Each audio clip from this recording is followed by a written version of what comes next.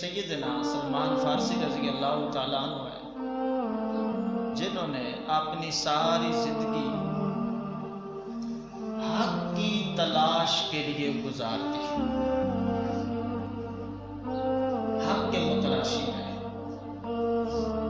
بچپن سے لے کر آخر تک، یہاں تک کہ میں نے عرض کیا کہ انہوں نے 350 سال عمر پائی۔ اب سوچیں کہ نبی کریم علیہ الصلوۃ والسلام سے کتنا عرصہ پہلے یہ حیات تھے اور کب سے لگے تھے حق کی تلاش۔ یہ ایران میں پیدا ہوئے،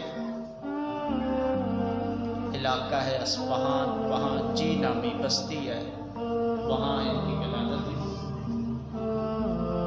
اور ان کے جو گھر والے تھے نا، وہ مجوسی تھے۔ مجوسی کہتے ہیں آگ کی پوجا کرنے والے، آگ پرست، آگ کی پوجا کرتے تھے ان کے گھر والے، ان کی والدہ، ان کے والد، اور کمال کے مذہبی تھے، یعنی ان کے اپنے گھر میں آگ جلتی تھی۔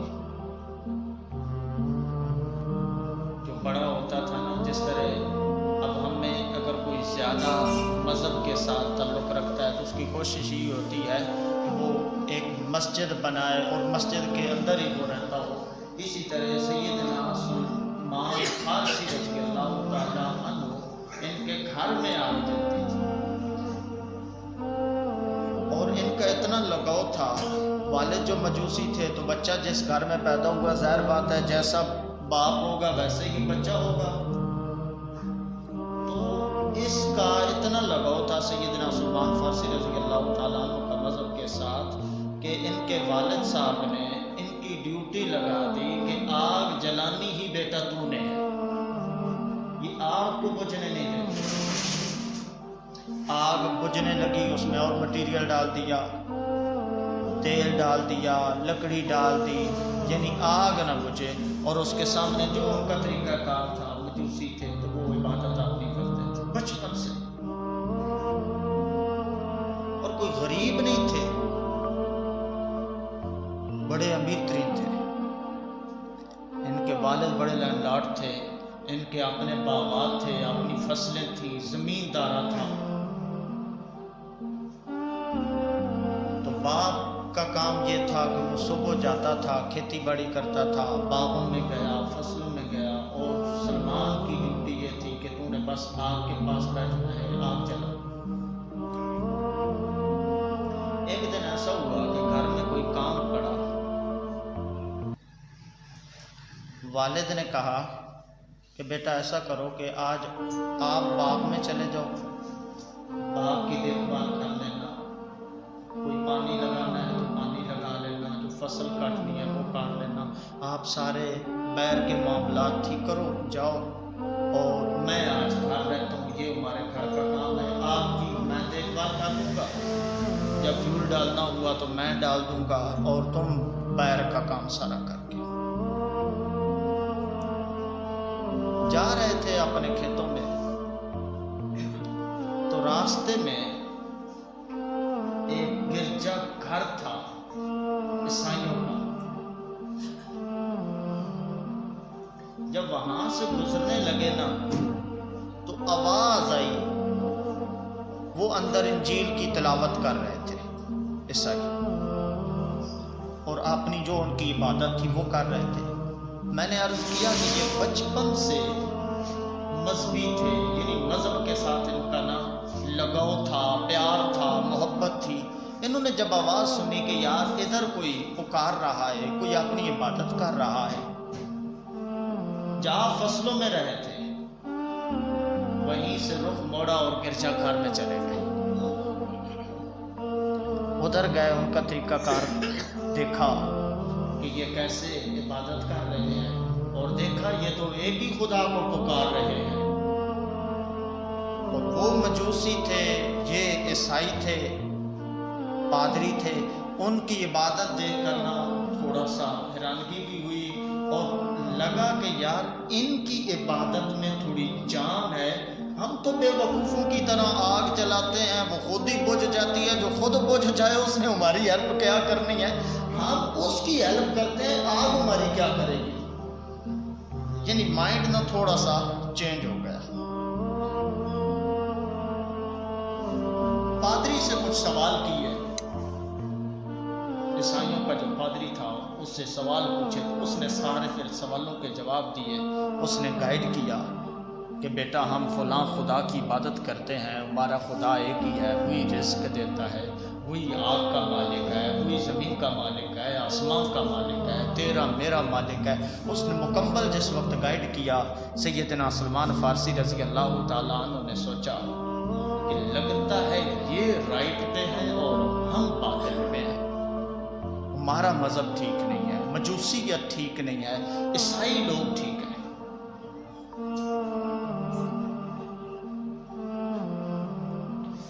پتہ چل گیا کہ یہ گرجا گھر ہے۔ واپس گئے، باپ نے پوچھا بیٹا کام کیا، پانی لگایا، فصلوں کی دیکھ بھال کی؟ کہا ابو میں تو فصل گیا ہی نہیں، اپنی فصلوں میں نہیں گیا۔ کیوں؟ وہ راستے میں گرجا گھر تھا، وہاں میں گیا ہوں، وہاں سارا دن عبادت کرتا رہا۔ باپ نے کہا کہ بیٹا ان کا ہمارے ساتھ کوئی تعلق نہیں، ان کا الگ مذہب ہے، ہمارا الگ مذہب ہے، وہ ان کا الگ خدا ہے، ہمارا الگ خدا ہے، ہم آگ کی پوجا کرتے ہیں، وہ آگ کو کچھ مانتے نہیں، تو بیٹا آپ کا ادھر جانا ٹھیک نہیں۔ آپ نے فرمایا کہ ابو مجھے تو لگتا ہے کہ ہمارا مذہب ویسے ہی ہے، ان کے مذہب میں جان ہے، طاقت ہے، وہ ایک خدا کے پجاری ہیں، مجھے تو وہ مذہب ٹھیک لگ رہا ہے۔ لیکن باپ ناراض ہوا۔ باپ کو پتہ چل گیا کہ میرے بیٹے کا لگاؤ عیسائیت کی طرف ہو گیا ہے۔ انہوں نے پھر کیا کیا، ان کو جب پتہ چل گیا کہ میرا باپ مجھے یہ مذہب قبول نہیں کرنے دے گا، یہ اسی گرجا گھر میں گئے، عیسائیوں سے پوچھا کہ یار مجھے یہ بتاؤ کہ تمہارا مرکز کہاں ہے؟ ایران کی بات کر رہا ہوں، یہ ایران میں رہتے تھے، تو پوچھا کہ تمہارا مرکز کہاں ہے؟ جس طرح ہمارا مرکز کون سا ہے؟ کہ تمہارا بھی تو کوئی مرکز ہوگا جہاں تمہارا بڑا رہبر رہتا ہو جو میری رہنمائی کرے تاکہ میں ادھر جاؤں۔ مجھے پتہ ہے میرے باپ نے مجھے گھر نہیں رہنے دینا، اگر گھر رہا تو میرے باپ نے عیسائیت قبول نہیں کرنے دینی، تو میں تو یہ مجوسیت کو کچھ سمجھتا ہی نہیں ہوں، یہ تو پاگل پن ہے، آگ کے سامنے بیٹھنا کوئی دلچسپی نہیں ہے۔ انہوں نے کہا کہ شام ہمارا مرکز ہے۔ کون سا؟ شام۔ پھر انہوں نے کہا کہ اچھا ایسا کرو کہ شام سے اگر کوئی قافلہ ہے نا ایران، واپس جانے لگے شام، تو تم نے مجھے بھی بتانا، میں اس قافلے کے ساتھ شام چلا جاؤں گا۔ والذین جاہدوا فینا، جو ہمارے لیے کوشش کرتے ہیں، جو ہمارے لیے اس آیت کو آپ نے سامنے رکھنا ہے کہ ہمارے لیے کوشش کرتے ہیں تو ہم ان کے راستے کھول دیتے ہیں۔ کیسے کھول رہے ہیں؟ کہا جب شام جانے لگے قافلہ تو مجھے اطلاع دینا۔ پتا تھا کہ شام جاؤں گا ماں چھوٹ جائے گی، باپ چھوٹ جائے گا، بہن بھائی چھوٹ جائیں گے، یہ سارے باغات چھوٹ جائیں گے، گھر چھوٹ جائے گا، لیکن کہا یہ سب کچھ چھوٹ جائے گا لیکن حق تو مل جائے گا، جس کی تلاش میں ہوں وہ تو مل جائے گا۔ انہوں نے کہا ٹھیک ہے۔ اچھا ایک گھر آئے، بابا جی کو جگہ دینا ہے، یہ گھر آئے تو گھر جب آئے نا تو والد صاحب ان کو لگا کہ یار یہ بچہ جو ہے یہ راغب ہو رہا ہے، اس نے عیسائیت قبول کر لینی ہے۔ اس نے ان کے والد نے سلمان فارسی کو جکڑ دیا، گھر میں باندھ دیا بیڑی کے ساتھ کہ اب تم گھر سے باہر نہیں جا سکتے، ان پہ پابندی لگ گئی۔ لیکن ادھر اطلاع دی ہوئی تھی کہ جیسے کوئی قافلہ ہے مجھے بتا دینا. ہوا ایسے کہ شام سے کوئی قافلہ آیا، جب واپس جانے لگا انہوں نے اطلاع بھیجی، انہوں نے اپنی بیڑی توڑی اور اس قافلے کے ساتھ شام چلے گئے. جب شام گئے تو وہاں جو گرجا گھر تھا وہاں گئے اور ان لوگوں کو بتایا کہ یار یہاں میرے آنے کا مقصد کوئی تجارت نہیں ہے، کوئی کاروبار نہیں ہے، میں کوئی کمائی کرنے کے لیے نہیں آیا، میں تو یہاں حق کی تلاش میں آیا ہوں اور میں کچھ سیکھنا چاہتا ہوں، میں طالب علم ہوں، حق کی تلاش کے لیے گھر سے نکلا ہوں، گھر بار میں نے چھوڑا ہے. انہوں نے کہا ٹھیک ہے. یہ وہاں گرجا گھر میں پھر رہے. پھر جو شام کا پادری تھا وہ ان کو سمجھاتا رہا، لیکن مسئلہ یہ تھا کہ جس وقت یہ شام گئے تھے نا تو وہاں کا جو پادری تھا وہ بڑا کرپٹ تھا. لوگوں کو کہتا تھا کہ صدقہ دو، خیرات دو. لوگ جب دیتے تھے تو اس کا کام یہ تھا کہ وہ سارا کچھ لے کر اپنی ہی جیب میں ڈال دیتا تھا، غریبوں کو نہیں دیتا تھا. اور یہ چونکہ اس کے ساتھ رہتے تھے، گرجا گھر میں رہتے تھے، ایک ایک چیز کا علم تھا، لیکن سوال نہیں کرتے تھے، پوچھتے نہیں تھے. وجہ یہ تھی کہ میں ابھی نیا آیا ہوں، اپنا شہر چھوڑا ہے، ان کے گھر آیا ہوں، ان کا اسلام میں قبول کرنا چاہ رہا ہوں، ان کے دین میں آنا چاہ رہا ہوں، ان کے مذہب میں آنا چاہ رہا ہوں. ابھی سے میں نے سوال کیے، ہو سکتا ہے مجھے نقصان پہنچائے. بات اچھی نہیں لگتی تھی کہ یار یہ لوگوں کو کہتا ہے کہ غریبوں کے لیے تو لوگ دیتے ہیں، اپنی جیب میں ڈالتا ہے، اپنا گھر بھرتا ہے، اپنا چولہا جلاتا ہے، غریبوں کا کوئی احساس نہیں ہے. لیکن بولتے نہیں تھے کیونکہ مجبور تھے. ہوا ایسے کہ کچھ ہی دن وہاں رہے، وہ جو ان کا پادری تھا اس کو اٹیک ہوا، اللہ کو پیارا ہو گیا، مر گیا. جب مرا تو بڑا مجمع اکٹھا ہوا. شام مرکز تھا، پھر پادری مرا، لوگ اکٹھے ہوئے. کوئی کہے کہ جناب اللہ کا اتنا پیارا تھا، کوئی کہے اتنا پیارا تھا، کوئی کہے اتنا ولی تھا، کوئی کہے اتنا قریبی تھا وہ. لیکن سلمان فارسی تو جانتے تھے کہ کیا تھا. آپ کھڑے ہو گئے، فرمایا لوگوں نہیں، تم جھوٹ بول رہے ہو، مجھے وہ بندہ پسند نہیں تھا. انہوں نے کہا وجہ کیا؟ کہا یار تم سے مال لیتا تھا، اپنے گھر رکھتا تھا. انہوں نے کہا کوئی دلیل؟ کہاں ہے دلیل؟ روایات میں آتا ہے کہ وہ اس کے گھر گئے، کیونکہ اس کو اٹیک ہوا تھا، یک بار مرا تھا، تو گھر گئے 60 یا 70 مٹکے سونے کے بھرے ہوئے تھے، جو گھر اس نے خود اکٹھا کیا ہوا تھا، لوگوں کو نہیں دیتا تھا. وہ تو مر گیا. اس کے بعد جو نیا پادری وہاں آیا گرجا گھر میں، وہ اللہ کا بڑا ہی کوئی نیک بندہ تھا. اس کی پھر باتیں ان کو دل لگی کہ یار یہ بندہ اچھا ہے، لوگوں کی اچھی تربیت کرتا ہے، اصلاح کرتا ہے، اس کے پاس رہے. وقت گزرتا رہا، گزرتا گیا، گزرتا گیا، گزرتا گیا. اس پادری سے سیکھتے رہے، سیکھتے رہے، سیکھتے رہے. اس پادری کی بھی سفید ریش ہو گئی. جب آخری وقت آیا نا، اس پادری کو کہا یار مسئلہ یہ ہے کہ میں نے واپس گھر نہیں جانا. کیوں؟ گھر میں نے ماں باپ کو چھوڑ دیا، میں حق کی تلاش میں. تیرا آخری وقت ہے، لیکن مجھے ابھی اللہ نے عمر عطا فرمائی ہے، میں کچھ اور سیکھنا چاہتا ہوں، حق کا متلاشی ہوں، میری علم کی پیاس نہیں بجھی. مجھے یہ بتا کہ اب تو جا رہا ہے، تیرا اخلاق بھی مجھے پسند آیا، کردار بھی پسند آیا، تیرے بعد میں کس کے پاس جاؤں؟ اس نے کہا یار شام میں تو مجھے کوئی بندہ نظر نہیں آ رہا جس کے پاس میں بھیجوں. ہر بندہ کرپٹ ہے اور تو حق کا متلاشی ہے، تجھے حق چاہیے. شام میں ایسا کوئی ہے نہیں. انہوں نے فرمایا کہ اگر شام میں کوئی نہیں تو پھر مجھے بتا کہاں ہے، میں حق کا متلاشی ہوں، شام چھوڑ دوں گا، کہیں اور چلا جاؤں گا، میں نے تو سیکھنا ہے. انہوں نے پھر کہا اس کو، سلمان فارسی کو، کہ ایسا کرنا، اگر حق کی تلاش میں ہے نا، پھر موصل میں ایک ہمارا پادری ہے، وہ حق پہ ڈٹا ہوا ہے، موصل چلا جانا. آپ نے کہا ٹھیک ہے. اس کا انتقال ہوا. اس کے انتقال کے بعد انہوں نے شام کو الوداع کر دیا، موصل چلے گئے. وہاں گرجا گھر جا تھا، وہاں کا جو پادری تھا اس کو ساری بات بتائی کہ یار میں ایران کا رہنے والا ہوں، انہوں نے مجھے شام بھیجا ہے، شام شام سے، شام والے پادری نے مجھے آپ کا ایڈریس بتایا ہے، جب وہ مرنے لگا تھا انہوں نے بتایا کہ وہ حق پر ہے، آپ مہربانی کریں میری رہنمائی کریں، مجھے کچھ علم سکھائیں۔ انہوں نے کہا ٹھیک ہے۔ پھر یہ موصل ہے، موصل والے کے پاس، پادری کے پاس کافی عرصہ رہے، سیکھا، علم لیا۔ جب اس کا بھی آخری وقت آنے لگا، اب اس سے پوچھا کہ بھائی اب مجھے بتا میں کہاں جاؤں۔ انہوں نے کہا بھائی موصل میں تو کوئی نہیں ہے، میرے شاگرد تو ہیں لیکن نہیں، مجھے اعتماد نہیں ہے۔ شاگرد تو ہیں، سیکھا تو میرے سے ہے لیکن نہیں، جو چیز تو چاہتا ہے نا وہ موصل میں نہیں ہے۔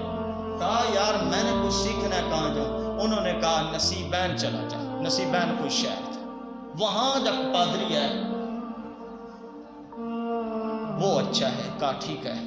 اس کا انتقال ہوا، ڈیتھ ہوئی، آپ نصیبین چلے گئے۔ نصیبین والے کے پاس رہے، سیکھا، کافی کچھ لیا، لیکن اس کا بھی آخری وقت آ گیا۔ اب آپ حیران ہوں گے کہ شام آئے، پھر شام سے موصل آئے، موصل سے پھر نصیبین آئے، یہ سارے پادری مر رہے ہیں لیکن یہ حیات ہیں۔ میں نے اس کا جواب پہلے دے دیا کہ سلمان فارسی میرے مصطفیٰ کا وہ صحابی ہے جس کی عمر 350 سال ہے۔ 350 سال، یہ سارے دور دیکھتا آ رہا ہے، یہ سارے زمانے دیکھے، سارے پادری دیکھے۔ نصیبین والے کو کہا کہ یار اب مجھے بتا میں کیا کروں۔ اس نے کہا یار یہاں کوئی نہیں رہا، یہاں کوئی نہیں رہا، حق پرست کوئی نہیں رہا، لٹیرے ہیں سارے، باغی ہیں سارے، کیا کروں؟ انہوں نے کہا کہ اگر تو حق کی تلاش میں ہے نا، اموریہ چلا جا، وہاں کے گرجا گھر کا جو پادری ہے نا، پوری کائنات میں اس جیسا مجھے کوئی نظر نہیں آ رہا۔ آپ نے پھر ایسا کیا، وہاں سے چلے اموریہ چلے گئے، وہاں گرجا گھر میں گئے، وہاں پہ عبادت کی، سیکھا، اس سے جو کچھ لینا تھا لیا۔ الغرض اس کا بھی آخری وقت آ گیا، اس کی بھی سفید ریش ہو گئی۔ اس سے پوچھا کہ یار میں شام سے ایران، ایران سے موصل، موصل سے نصیبین، نصیبین سے یہاں پہنچا ہوں، اب مجھے بتا میں کہاں جاؤں، کوئی ہے روح کائنات میں؟ اس نے کہا یار نہیں، اس وقت ساری کائنات میں کوئی پادری ایسا نہیں جس کے پاس میں تجھے بولوں، جس کے پاس تجھے بھیجوں، کوئی بھی نہیں ہے۔ کہا یار میں کیا کروں، میں تو حق کی تلاش میں ہوں۔ اس نے کہا اگر تو حق کی تلاش میں ہے نا، پھر سن، اب وہ وقت آ گیا ہے جس وقت نبی آخر الزمان آنے والا ہے، آمنہ کا لال آنے والا ہے، محمد مصطفیٰ آنے والا ہے۔ اگر تو حق کی تلاش میں ہے، میرا مشورہ یہ ہے یثرب چلا جا، وہاں پہ آئے گا جس کا نام محمد بن عبداللہ ہوگا، اس کی بیعت کر لینا، روح کائنات میں اس سے بڑا حق کا دائی کوئی نہیں ہے۔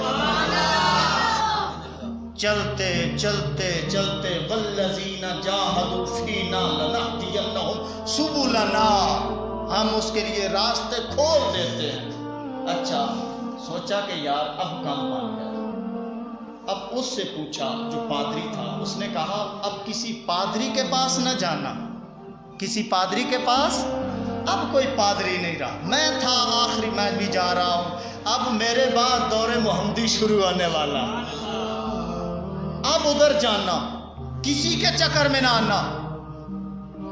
سلمان فارسی میں بہت بڑا سبق ہے عیسائیوں کے لیے، بڑے سبق ہیں، جہاں سے مرضی کوئی لے۔ یہ ڈیٹیل اس لیے بیان کر رہا ہوں کیونکہ شروع میں آیت تلاوت کر بیٹھا کہ والذین جاہدوا فینا لنہدینہم سبلنا، جو ہماری طرف آتے ہیں ہم راستے کھول دیتے ہیں، دیکھو کیسے کھل رہے ہیں۔ اچھا پھر کیا ہوگا؟ اس سے کہا کہ یار ٹھیک ہے میں یثرب جاؤں گا، لوگ نبوت کے جھوٹے بھی تو مدعی ہوں گے، ایک جھوٹا بندہ ہے وہ دعویٰ کر دے کہ میں نبی ہوں، مجھے کوئی نشانی تو بتا کہ اس نبی کی نشانی کیا ہے۔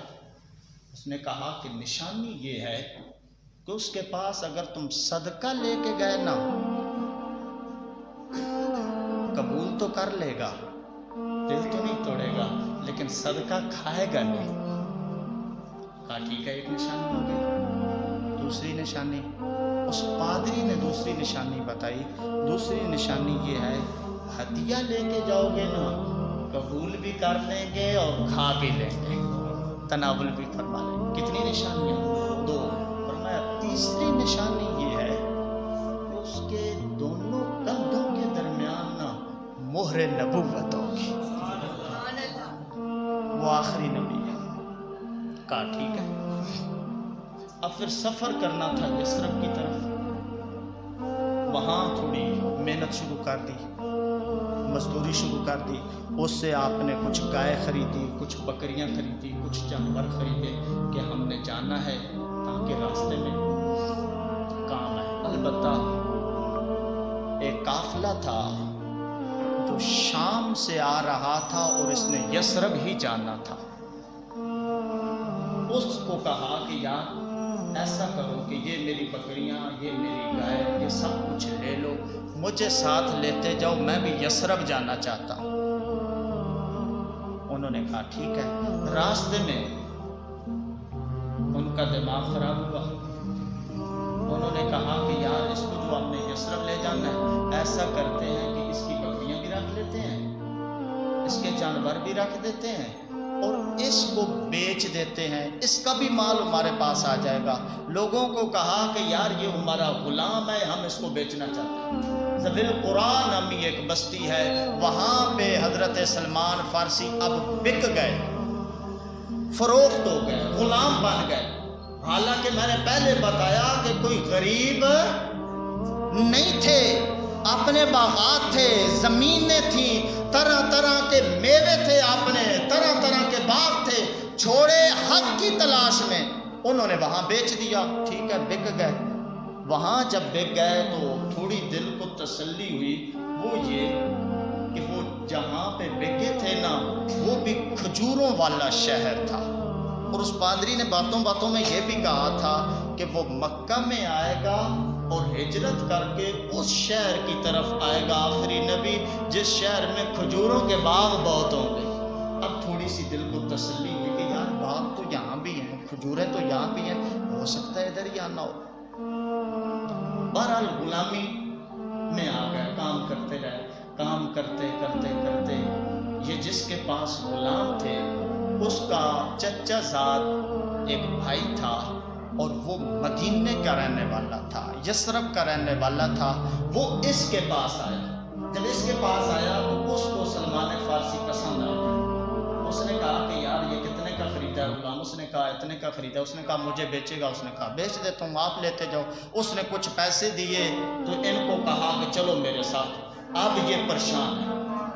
پریشانی پتہ ہے کیا ہے؟ پریشانی یہ ہے، دل یہ ٹوٹ رہا ہے کہ یہاں امید لگ گئی تھی کہ یہیں اس نے آنا ہے آخری نبی نے، اب پتہ نہیں میں کہاں جا رہا ہوں، راستہ بھول رہا ہوں، اب راستہ میرا غلط ہو۔ قرآن میں پہلا پارہ ہے، سورہ بقرہ ہے، قرآن کہتا ہے کہ بعض چیزیں ایسی ہوتی ہیں کہ بندہ ان کو ناپسند کرتا ہے لیکن اس میں اس کے لیے بہتری ہوتی ہے۔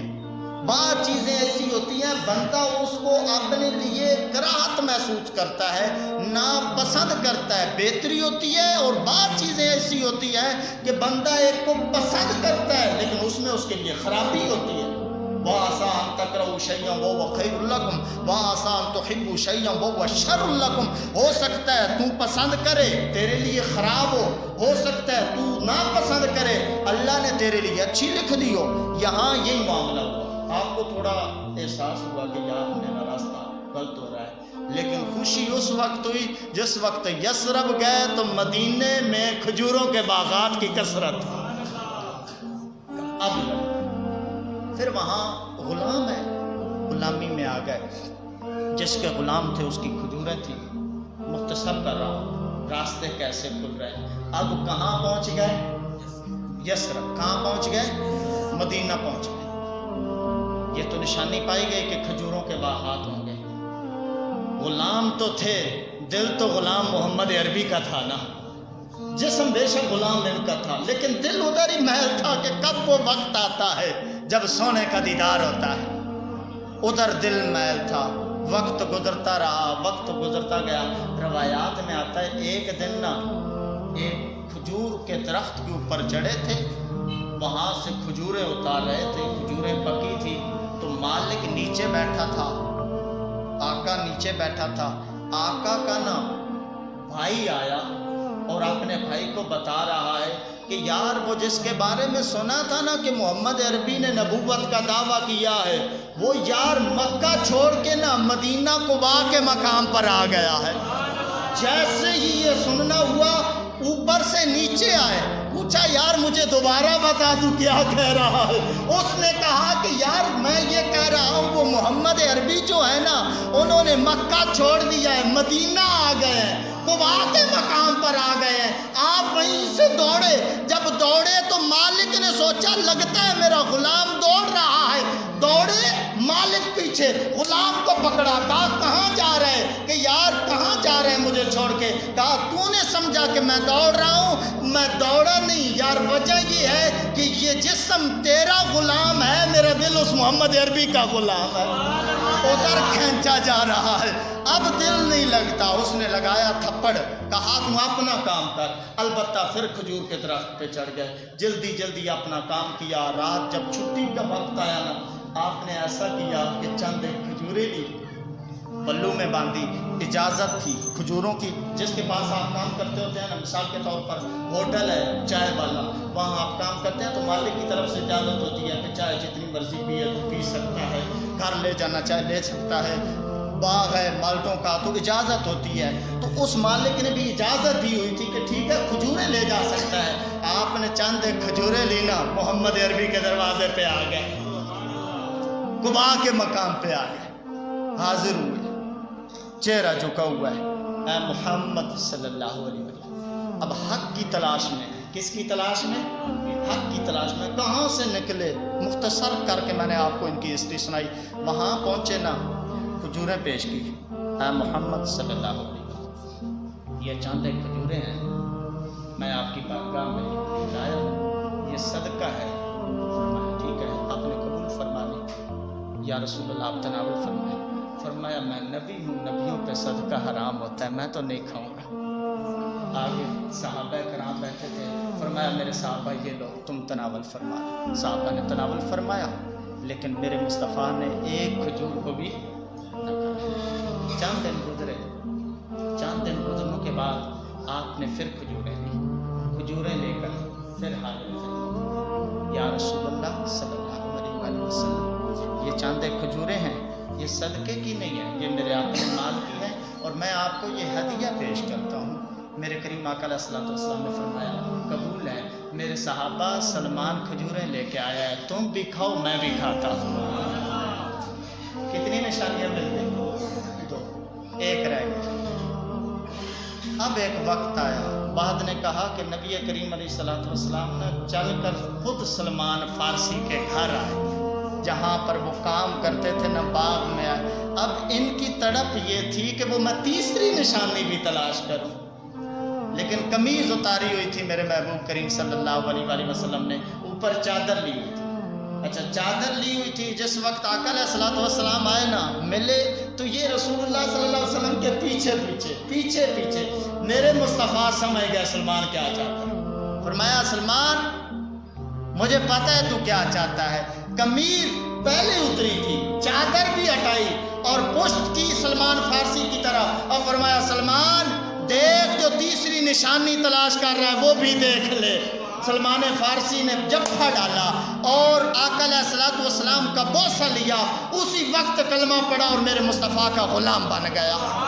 والذین جاہدوا فینا لنہدینہم سبلنا، جو ہماری راہ میں کوشش کرتے ہیں ہم دروازے بند نہیں کرتے، ہم ان کے لیے دروازے کھول دیتے ہیں، دروازے کھول جاتے ہیں۔ پھر آگے مسئلہ یہ ہو گیا، شریعت میں یہ ہے کہ جب بندہ کسی کا غلام ہو نا طارق صاحب، اس سے غلامی سے آزادی کے لیے مالک کو کہے کہ بھائی تو میرے کتنے پیسے لینا چاہتا ہے، تاکہ مجھے بتا، میں وہ پیسے اکٹھے کر کے محنت کر۔ غلامی کا جو وقت ہے اس کو ٹائم دینا ہے۔ مثال کے طور پر کوئی غلام ہے جی، تیری ڈیوٹی ہے 10 گھنٹے، 10 گھنٹے اس کو دے گا، باقی جو اس کے پاس ٹائم بچ گیا اس میں اس کے علاوہ اوور ٹائم لگائے گا، باہر محنت کرے گا، وہ پیسہ لے گا اور اس کو دے گا تو وہ آزاد ہو جائے گا۔ اس کو کہتے ہیں مکاتبت،